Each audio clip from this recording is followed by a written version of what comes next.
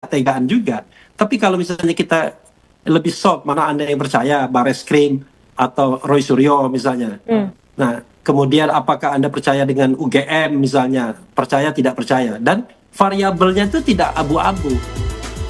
Pasca diumumkannya hasil uji forensik ijazah Jokowi, polisi sudah memutuskan menghentikan penyelidikan laporan yang diadukan pihak TPUA.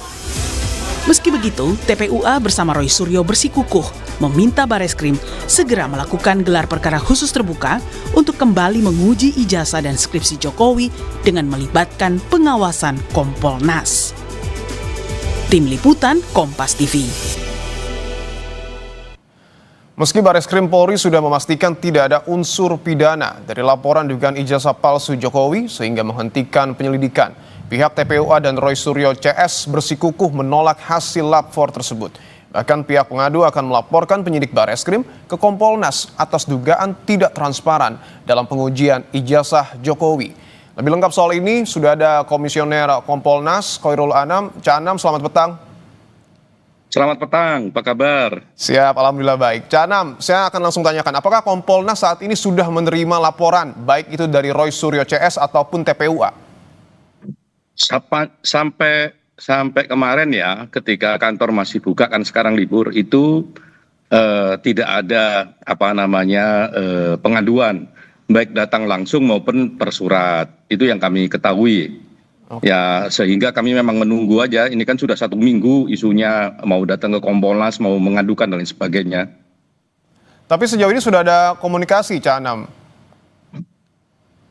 Belum ada. Tapi memang ada baiknya komunikasinya melalui jalur formal ya. Kan memang niatnya untuk mengadukan, biar apa? Biar secara administrasi itu tercatat sebagai pengaduan dan kami bisa menindaklanjutin dengan baik gitu.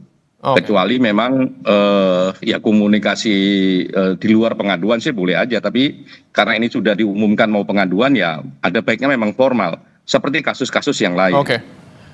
Terkait dengan pelaporan masih kita tunggu artinya, tapi dari Kompolnas sendiri melihat apakah dugaan yang kemudian disampaikan oleh Roy Suryo CS ataupun TPUA terkait dengan tidak transparan pihak Bareskrim Polri mengusut ataupun menyelidik ijazah palsu Jokowi yang diduga ini, betul demikian, tidak transparan? Iya, kita belum bisa komentar apapun ya, karena kan kita tidak tahu apa yang akan diadukan oleh rekan-rekan Roy Suryo CS. Tapi kalau melihat misalnya model pengumuman dari Bareskrim mengumumkan penghentian penyelidikannya, saya kira model seperti itu transparan gitu ya. Makanya orang bisa men-challenge substansi proses dan sebagainya, tapi model pengumuman itu lumayan transparan gitu loh. Oleh karenanya kita tidak bisa komentar apapun kecuali memang Pak Roy Suryo dan rekan-rekan mengadukan ke Kompolnas, kita tahu substansinya apa. Apakah di level proses, ataukah di level keterlibatan, ataukah di level yang mana begitu. Soalnya kan ini kan kalau kami pantau di publik ya, karena ini kan sudah masuk ke ranah publik. Banyak isu yang beredar, misalnya ini nggak sesuai KUHAP lah, ya nggak sesuai KUHAP itu apanya? Apakah prakteknya atau misalnya terkait landasan hukumnya? Kalau landasan hukumnya saya kira memang di KUHAP tidak diatur, tapi ada putusan Mahkamah Konstitusi. Ya, ada juga peraturan kepolisian soal manajemen penanganan tindak pidana.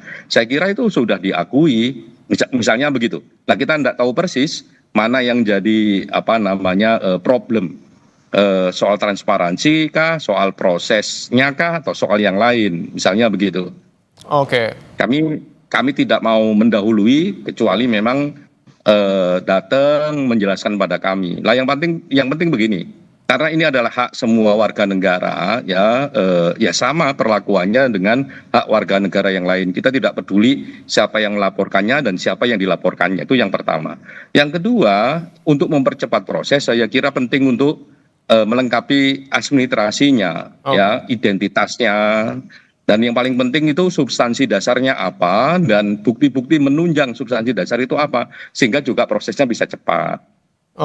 Ketika penyelidikan sudah dapat dikatakan sesuai dengan SOP, apakah pengaduan Roy Suryo CS ini masih bisa dilanjutkan oleh Kompolnas? Kompolnas adalah mekanisme pengawasan ya, didesain untuk pengawasan. Bisa karena memang untuk melihat apakah memang ada pelanggaran prosedur ataukah tidak dan sebagainya. Nah, kalau ada pelanggaran prosedur ya kita bisa bilang untuk memproses lagi gitu. Misalnya gelar perkara khusus dan sebagainya. Nah, itu memungkinkan kami merekomendasikan itu. Nah, tapi kan kita belum tahu apa yang diadukan, apa problemnya dan sebagainya. Nah, makanya kami sih berharap ya, karena ini sudah menjadi perhatian publik, ketika nanti seandainya jadi melaporkan ke Kompolnas, mohon dokumen-dokumen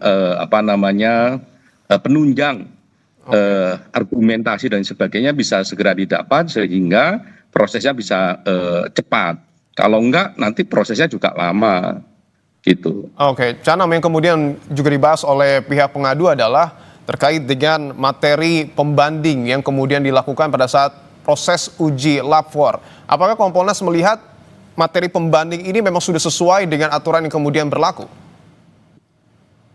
Sepanjang yang kami dengarkan di pengumuman ya, di konferensi persnya Bareskrim, ujungnya kan identik tidak identik, dan memang itu koridor lapor, identik tidak identik ya. Satu, yang kedua memang semua elemen juga diperiksa, misalnya UGM-nya, lingkungan sekolahnya, proses sekolahnya, termasuk teman-temannya Pak Jokowi yang dilaporkan. Lah, soal-soal itu kan sudah gitulah. Di level apa, di proses yang mana yang Pak Roy Suryo dan sebagainya mengatakan ini tidak transparan, kita belum tahu. Kami juga tidak bersikap apakah yang diumumkan oleh Bareskrim itu betul ataukah tidak betul secara substansi baik ataukah tidak baik. Kami juga belum bersikap apapun. Kami tunggu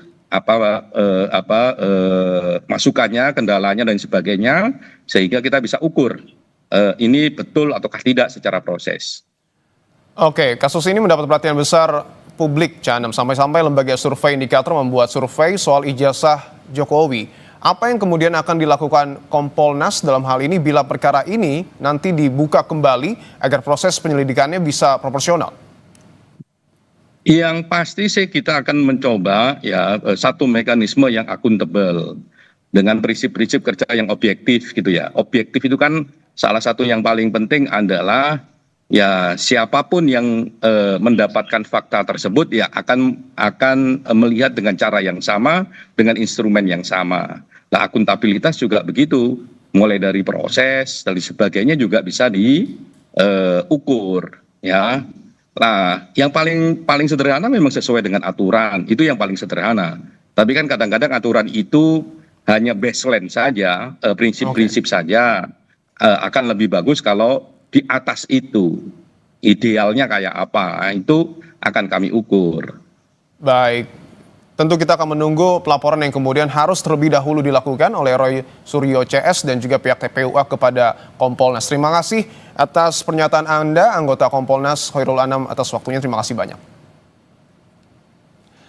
Saudara, keluarga mahasiswa UGM yang tewas ditabrak mobil mewah almarhum Argo Eriko Avandi minta proses hukum tetap berjalan. Meski keluarga tersangka penabrak